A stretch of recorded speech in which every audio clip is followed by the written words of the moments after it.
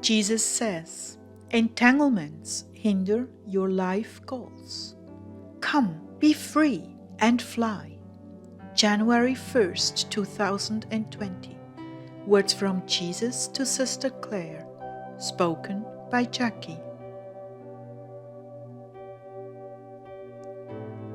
Clare began, Lord, I confess I am weak. Thank you, Jesus, for showing us the path to the abundant life and fulfillment of our life goals with you. Oh Lord, I miss you so much. Please speak to me. Jesus began, I've been waiting for you, my bride. I've been waiting until you finished getting done all the things you thought were more important than me. Oh Clare, my tender one, you are very, very weak. Ask to be strengthened against distractions. That is your downfall. I understand what you're saying, Lord, and I feel like that community leader that was called to higher things but kept sliding down the roof on the shingles. He kept climbing and trying to do what he was supposed to do, but he could only get so far and then he slid back down again. I feel very much like that. That is a very graphic example of the way most lead their lives. Beloved, if you want to break out of this pattern, you must try harder. Be more conscious of what you spend time on. Those little pricks of your conscience, especially when you go online, the ones that tell you, ooh, just the way you talk to your animals. They obey you better than you obey me. But I'm not here to tear you down, my sweet spouse. I'm here to strengthen you. Clare, you know the danger areas of your life, occasions of sin. Please be more careful and do not open doors by judging. What you are struggling with now in a relationship is taking much of your emotional energy. And no matter how dear a soul is to you, you must learn detachment, or you will find yourself fruitless because you got stuck on one area of your life. Better for you to unite them to the Eucharist, asking me to heal it, then let it go and move on. Compassion is what is needed. After that, patience. All things will be brought out into the open in my good timing. But for now, lift your heart to heaven on their behalf, as you have done, and then release it. This is my work, and I alone know how things must be accomplished and revealed. And to all of you heart dwellers, my dear ones, do not allow yourselves to get entangled in relationships that are not going well. In many cases, it is merely a matter of time before things either get worse or better. But stay out of judgment. Pray and commit to me the matters of your heart. I am well aware of the tactics of the enemy to snag you away from other issues in your lives that need attention and are not getting it because your emotions are tangled up in a breakdown of a relationship. Do what you can to help the situation, then let it go. I will tend to it. Do you not know that matters of your heart are matters of my heart as well? Well, they are, and I'm acutely aware of how you are hurting when relationships become strained. I already have the solution well in hand.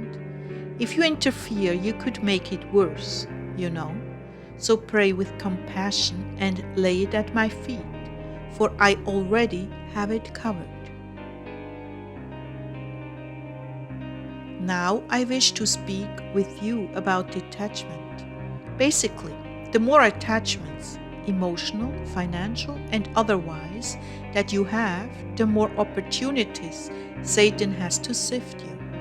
Therefore, part of the art of living in freedom from entanglements is to get detached.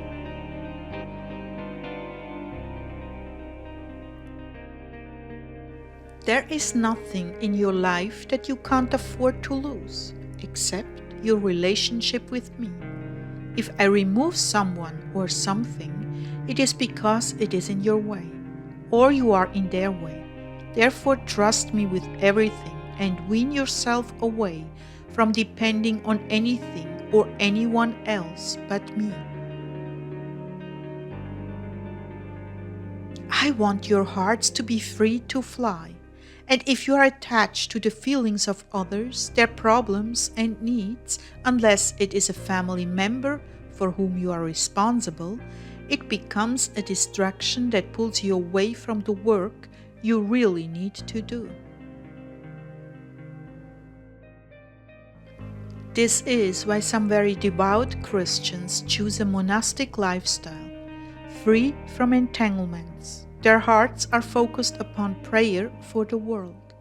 In days gone by, many widows chose to enter the monastery because they were quite finished with the world and all its pomps and empty glories.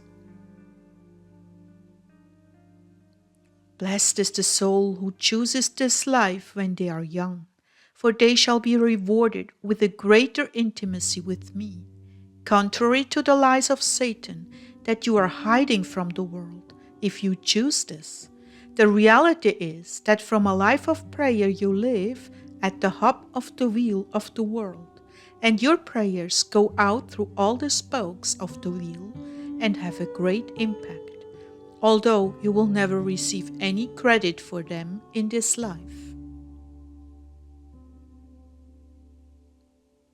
Dear ones, look back on all your involvements during Christmas. Did you get closer to me? Did you spend time at the manger in your heart? Or was it all about shopping and money? The greatest gift you can give your children is your visible love for me. When you demonstrate that singular love for me, they see and feel the effects of it as an indelible imprint upon their hearts for life. They will remember how you always honored God.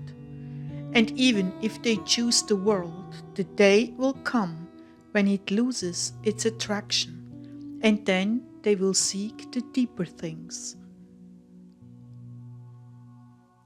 The greatest gift you can give them is the example you set by single-hearted devotion to me, and setting the boundary against worldly things far from your hearts.